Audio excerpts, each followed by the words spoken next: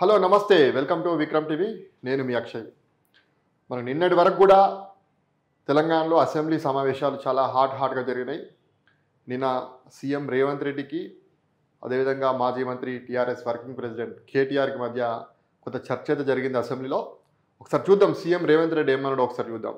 మేం కక్షకు పోతే మీరంతా జైలుకే, ఎంపీని అయిన నన్ను 16 రోజులు జైల్లో బంధించారు, ఉగ్రవాదులు ఉండే డిటెన్షన్ సెల్లో పెట్టారు, నా బిడ్డ లగ్న పత్రిక రాసుకునేందుకు కూడా వెళ్ళనివ్వలేదు.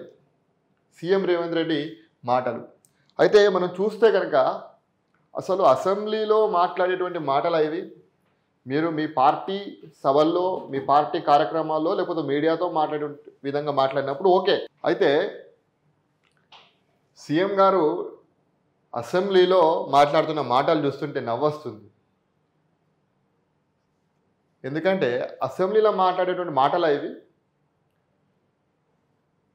మీరు మీ పార్టీ కార్యక్రమాలను లేకపోతే మీ యొక్క మీడియా సమావేశంలో మాట్లాడండి, కానీ అసెంబ్లీ అనేది ప్రజల సమస్యల గురించి మాట్లాడాలి, అనేక శాఖల మీద మాట్లాడాలి.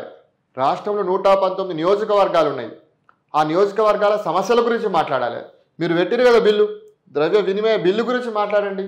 ఆ బిల్లు గురించి మాట్లాడినప్పుడు గిదెందుకు మళ్ళా? సరే మీరన్నట్టే, సరే మీరన్నదే చూద్దాం ఒకసారి. మేం కక్షకు పోతే మీరంతా జైలుకే. మరి కక్షకి మరి మీరు 10 ఏళ్ళు బీఆర్ఎస్ పార్టీ అధికారంలో ఉన్నప్పుడు వాళ్ళు అవినీతి చేసిరు, అన్ని స్కాములు చేసిరు అని చెప్పే కదా మీకు అధికారం ఇచ్చింది. మరి ఎందుకు విచారణ చేస్తలేరు? జైలుకు పంపాలనే కదా మీకు అధికారం ఇచ్చింది. ఇప్పుడు చూద్దాం, నా మీద కక్ష చూపిన వారిని దేవుడే ఆసుపత్రి పాలు చేసిండు అంటే దేవుడే చేశాడని చెప్పేసి సప్లైకుంటున్నారు రేవంత్ రెడ్డి గారు. 10 ఏళ్లలో బీఆర్ఎస్ అప్పులు 8,19,151 కోట్లు. కేటీఆర్ చెప్పినట్టు ఆస్తులు సృష్టించింది ఏమీ లేదు. వాళ్ళే ఇంజనీర్లు, సైంటిస్టు, లాయర్లుగా మారి కాళేశ్వరం కట్టారు. సరే కాళేశ్వరం గురించే తీసుకుందాం. కాళేశ్వరంలో 1,00,000 కోట్ల అవినీతి జరిగిందని చెప్పేసి అనేక సార్లు మీరు కేసీఆర్ కుటుంబాన్ని మీరు విమర్శించారు. మరి దాని మీద ఎందుకు పూర్తి స్థాయిలో విచారణ చేస్తలేరు రేవంత్ రెడ్డి గారు? కాళేశ్వరంలో పూర్తి స్థాయి విచారణ ఎందుకు జరుగుతలేదు? కేవలం సుందిళ్ళ మీదనో లేకపోతే మేడిగడ్డ మీదనే ఎందుకు విచారణ జరుగుతుంది? పూర్తి స్థాయిలో కాళేశ్వరం మీద ఎందుకు విచారణ జరుగుతలేదు? దాదాపు మీరు అధికారంలోకి వచ్చి 16 నెలలు అవుతుంది. కాంగ్రెస్ అంటేనే కరెంట్ అంటేనే కాంగ్రెస్. అసెంబ్లీలో సీఎం రేవంత్ రెడ్డి. సరే రేవంత్ రెడ్డి గారు మాట్లాడింది చూద్దాం. మేము నిజంగా కక్ష సాధింపు చర్యలకు పాల్పడితే వాళ్ళు అక్కడ కూర్చొని నోటికి వచ్చినట్టు మాట్లాడేవారు కాదు. చంచల్ కూడా జైల్లోనో చర్లపల్లి జైల్లోనో మమ్మల్ని పెట్టిన చోటే ఉండేవారు. డ్రోన్ ఎగరేస్తే ₹500 ఫైన్ వేస్తారు, కానీ అధికారం అడ్డు పెట్టుకొని ఎంపీగా ఉన్న నన్ను చర్లపల్లి జైల్లో పెట్టారు. 16 రోజులు నన్ను డిటెన్షన్ సెల్లో ఒక మనిషి కూడా కనిపించకుండా నిర్బంధించిన ఆ కోపాన్ని బిగబట్టుకున్న తప్ప కక్ష సాధింపులకు పాల్పడలేదు. సరే కక్ష సాధింపు విషయం పక్కన పెడితే మిమ్మల్ని జైల్లో పెట్టారు, అది నిజమే. మీ బిడ్డకు సంబంధించినటువంటి లగ్న పత్రిక రాసుకునేందుకు కూడా వెళ్ళనివ్వలేదు. మీ యొక్క బెడ్రూమ్ తలుపులు పగలగొట్టుకొని మరి మిమ్మల్ని జైల్లో పెట్టారు. అందులో ఎటువంటి సందేహం లేదు. తెలంగాణ ప్రజలంతా చూసారు, ఆ విషయంలో బాధపడ్డరు. రేవంత్ రెడ్డి కేసీఆర్కి మొగోడు.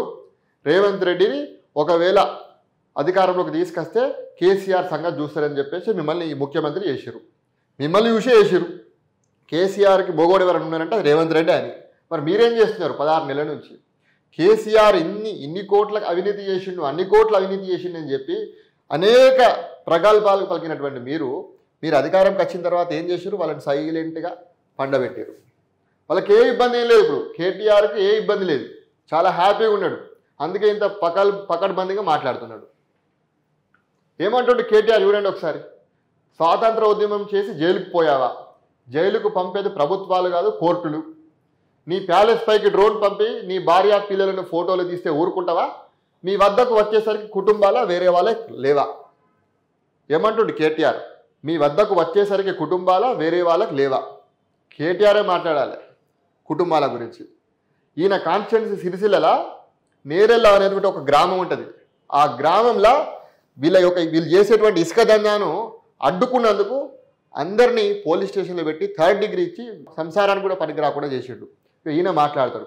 ఈయన వల్ల సిరిసిల్లలో అనేక కుటుంబాలు నేరేలలా అనేక కుటుంబాలు రోడ్డున పడ్డాయి. వాళ్ళు కనీసం పని చేసుకొని బతకనికి కూడా ఇబ్బంది పడుతున్నారు ఇప్పుడు. మరి అట్లాంటి కేటీఆర్ వల్ల మాట్లాడతాడు. రేవంత్ రెడ్డి గారు చెప్పాలి, సమాధానం చెప్పాలి. 16 నెలలు వాళ్ళని మంచిగా హ్యాపీగా ఉంచారు, విశ్రాంతి ఇచ్చారు, వాళ్ళు మంచిగా బ్రహ్మాండంగా తిరుగుతున్నారు. ఇంకో 4 నెలలు 5 నెలలు పోతే ప్రభుత్వం మీదే కదా, మీరు విచారణ చేయొచ్చు కదా అని చెప్పేసి వాళ్ళు మంచిగా మిమ్మల్ని రిటర్న్ అడుగుతారు. అంత సమయం ఇచ్చిరు వాళ్ళకు. ఎటువైంది మీ యొక్క ఫార్ములా 1 కేసు, ఎటువైంది మీ 55 కోట్ల కేసు, ఎటువైంది మీ యొక్క ఫోన్ ట్యాపింగ్ కేసు, ఎటువైంది మియాపూర్ భూముల కుంభకోణం, ఎటువైంది డ్రగ్స్ కేసు, ఎటువైంది ఇవన్నీ ఎటువైనాయి? వాటి మీద మీరు విచారణ చేయాలి కదా. ఇంకో 4-5 నెలలు అయితే అయిపోతాయి, ప్రజలు కూడా మర్చిపోతారు.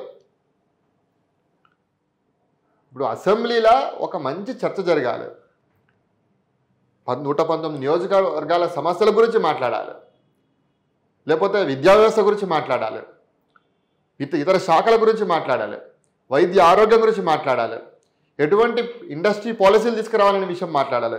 అల్టిమేట్గా తెలంగాణకు ఏం లాభపడతాయనే దాని మీద మాట్లాడాలి. ఎంతసేపు మీ వ్యక్తిగతంగా ఆరోపణలు చేసుకోవడానికి మన టీవీ డిబేటా, లేకపోతే మీ బహిరంగ సభలా?